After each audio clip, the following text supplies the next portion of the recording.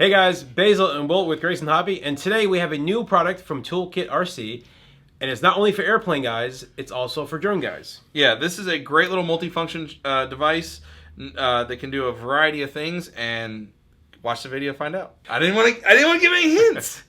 All right, so in this video we're going to go over the MC8. We're going to unbox it. We're going to show you how to update the firmware. It's very important because it has a lot of cool features we're going to demo in this video. And if you don't do the firmware update, you won't see a couple of them. Yeah, they just added some features to it. Right. We're going to go over how to, if you're a drone pilot, what to do. If you're going to go over an airplane pilot, what to do. And basically everybody uses batteries, so we're going to also show you how that works. Yep. All right, well, where do you get one of these MC8s from ToolkitRC? Where do we get one of these? These can be found at GraysonHobby.com or at the store. All right. Everything ships from right here outside of Atlanta. Nothing drop ships. If you want to come see it in person, play with it before you buy one, come in our showroom. We're here pretty much every day. Shop 24/7 at GraysonHobby.com/toolkit. Every little purchase helps. I know this is only a sub $40 product, but every purchase helps from these guys. It keeps the lights on here. It keeps the videos flowing. So first things first, we have the checker itself. We have a... Hold on, let's see how big it is. Yeah. It fits in the palm of your hand, no problem, or in your pocket. This is a manual that is now useless because there's an update for it. Screen protector, which is something really cool that ToolKit does with a lot of stuff. That is cool, yeah. Because, you know, being in your pocket, it's going to get scratched up. Yeah. And underneath here is a USB cable that you use for updating firmware. Okay. So it provides, can't say you don't have a cable. All right. So, tell them what we did at the fest. So they ship with software 1.02. There is an update that just dropped the other day. It has a couple more features for like cell checking. It is 1.10. Very easy to download. We're going to show you how to do it. It's really quick. You can go up to downloads. Scroll down and you can get the manual or the firmware. So New! So this one just dropped 2 days ago from us. Goes in there. It comes as a zip file. And to extract. We're going to unzip. Click on automatic upgrade right there. Do this thingy. More info. Run anyway. And automatically upgrades. And there you go. As long as it's plugged in. Copy. See to continue. Copied. And I think it's done. Yep.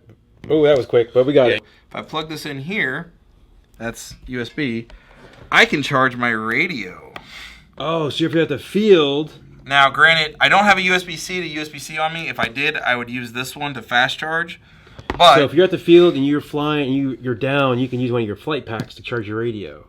Yes. Oh, that's so cool. So there's battery bank right there. But you can charge your cell phone too. I mean, you can charge anything off that. But yes, so you can either have a USB-C, plug it in there, and charge a 20-watt output. This is great for like cell phone, modern cell phones, stuff like that. This is also where you would update your the software. You would use the provided cable to plug into to update your firmware. All right, guys, so first things first, it is a multifunction checker. So first thing to do, we're going to check voltage. Plug it in the balance lead of a battery. It'll power up the checker, and you're going to have the voltage displayed here. This is a 3-cell battery, so you're going to have all three up to the thousandths place of the voltage. Tells you a rough capacity, total pack voltage, etc. There. Your highest voltage cell will be in red. If there's a really low cell, it'll display in blue, and then green's just in the middle. Okay. And if you need to balance the pack at any point, you push this button right here. You see that light up orange? That's the balancing function, and it's going to pull down the highest cell. So it's going to balance all the packs to 3.83. They'll bring them down to 8.33, yeah, cool. In this case. Okay. It's accurate to 0.005, so 5,000ths of a volt is the measurement it takes.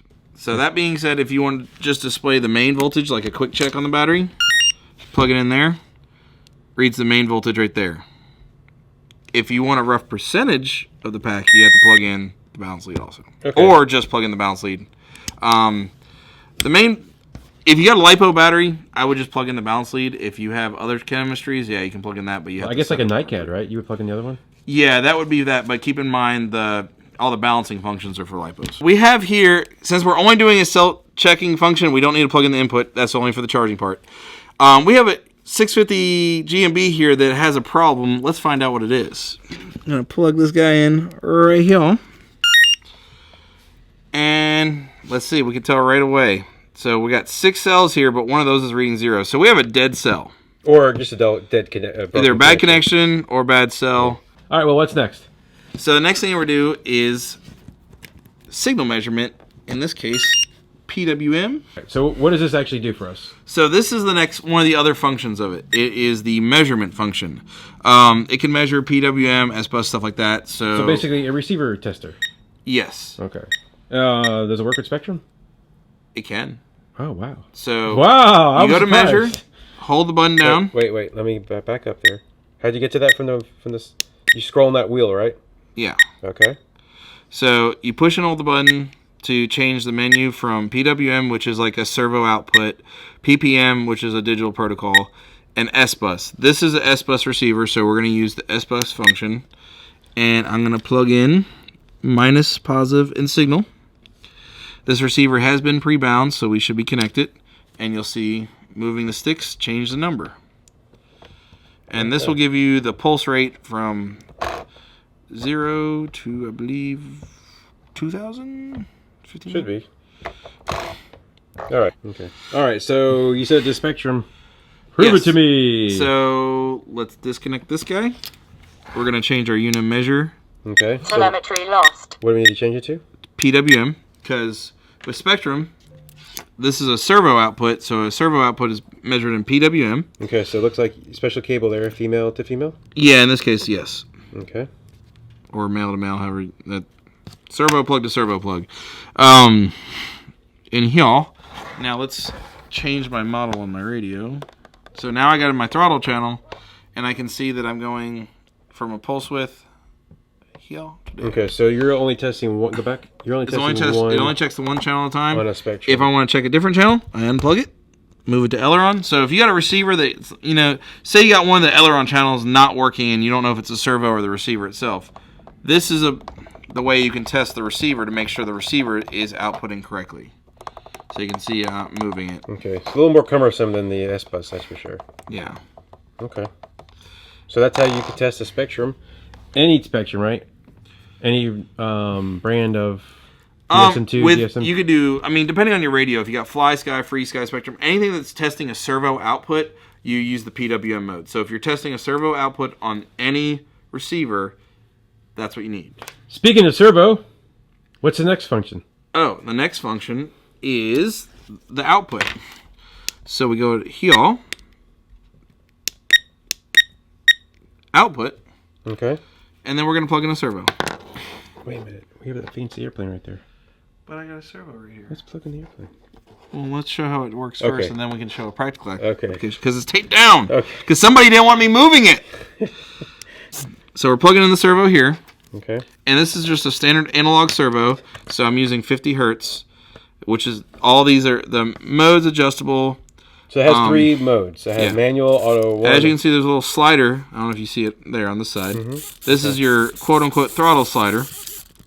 But basically allows you to adjust where you want. If you want neutral, stuff like that. Okay. Also, it has auto 1. I played around this earlier. It has auto 1, auto 2, auto 3, or something like that. So I can center my this servo doesn't really center very well. Well, this thing is kind of. I wish it did is had like 1500 is neutral. Oh, you got the 1500. Yeah. I couldn't do that. All right. I wish it had like a little click. Yeah, that would be nice if it had a stop. But then again, this is a lot more range of adjustment than a click could probably be accurate. Well, like a center click or like a center button. If you click here, auto 1, right? Yep. Auto 2 is a little faster. Auto 3, and these are you can change what they do, and it has a centering mode now.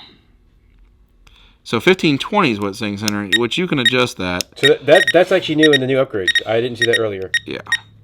So if you want it to be 1500, no, you could use that when you're building. That right there, that's worth it. Yeah. That last update, boom. I guess you're not impressed, like I am. And then you can adjust the cycle speed or the milliseconds. Keep that regular. You just really, if you're gonna build airplanes at 1500 or 1520. If you're testing digital servos and all that, you can lower that or change the hertz rate to, I believe, a faster hertz rate for digital. Is there anything else we got in the modes? Let's see.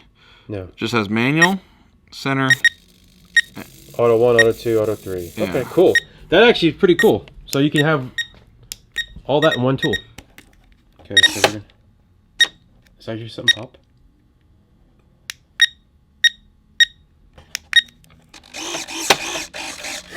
Oh, you know why? Because it's not connected. assembled correctly. It's not even a finished assembly. Yeah. All right. Well, center it. Let's center it. Okay. Go to your center mode.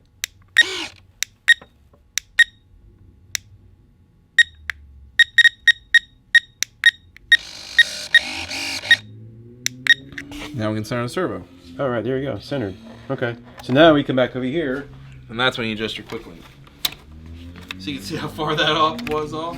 Yeah, that was all messed up. Multiple servos at once. So you can use a Y adapter to center multiples. Yeah. Okay, so we're gonna center 2 servos at the same time. There we go, servo That's all tester. there is to it. Servo tester. So it's more than just a cell checker. It does other stuff. Update, Will. Quick update. What did we just find out after post shooting? So while we were messing with this, you can actually see the status of your failsafe. If you lost signal or failsafe, etc., that's some of the things at the bottom. So if let's see, I'm gonna Turn your radio off, right? Basically. Well, yeah, but I'm gonna do it a different way. Okay. I'm gonna turn off my module.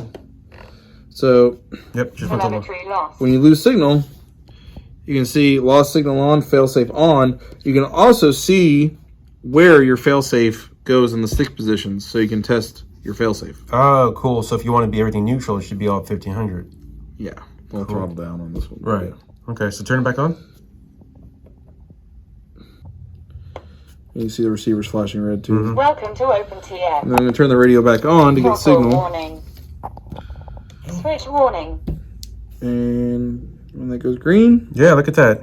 All that changed. Yep. Failsafe went off. And lost Yep. signal. Even I saw some numbers change too. That's cool. Yeah, that's because of where the stick Yep. was. That's pretty cool. Good find.